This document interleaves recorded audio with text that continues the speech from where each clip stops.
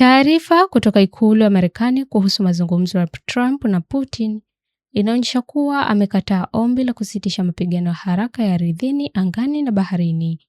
Badala yake, Putin amekubali kusimamisha mashambulizi ya makombora ya masafa marefu kwenye miundombinu ya nishati ya Ukraine. Hili lilikuwa pendekezo la Ukraine ambalo Wamarekani walilipuuza wiki moja iliyopita.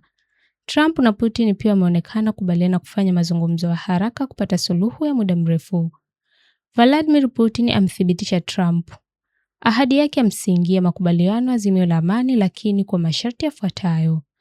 Taarifa ya Urusi inasema Putin alimwambia Trump sharti muhimu la kuzuia kuongezeka kwa mzozo linapaswa kuwa kukomeshwa kabisa misaada ya kijeshi ya kigeni kushirikiana na taarifa za kijasusi na Ukraine.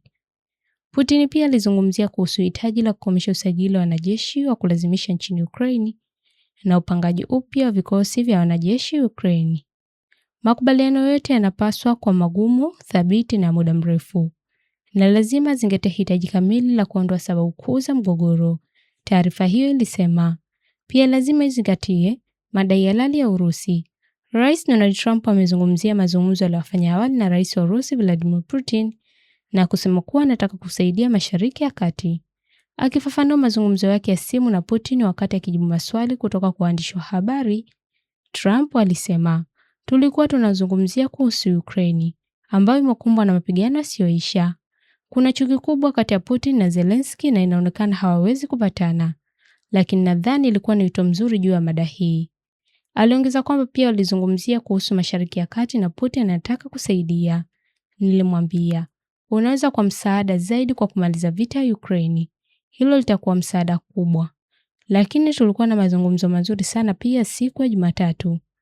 Putin alimpongeza Mojtaba Khamenei kwa kuwa kiongozi mpya wa Irani na akathibitisha tena uungaji mkono wa Moscow kwa Teherani, kulingana na ujumbe uliochapishwa kwenye tovuti ya Urusi.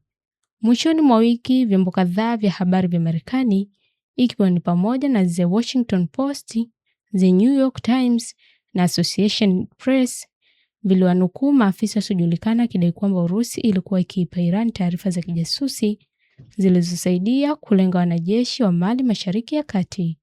Hata hivyo, Urusi haijathibitisha rasmi kwamba inasaidiana na Iran, lakini imelaani mashambulizi hayo dhidi ya Irani, ikiyaita hatua ya kizembe. Kinadharia, kuisaidia Iran kushambulia maeneo ya kimkakati ya Marekani kunaweza kuathiri uhusiano wa Urusi na utawala wa Trump. Marekani na Urusi zilikutana mara kadhaa mwaka huu kwa mazungumzo yenye lengo la kukomesha vita nchini Ukraine, mazungumzo ambao Urusi imekuwa ikitumai Marekani itashinikiza Ukraine.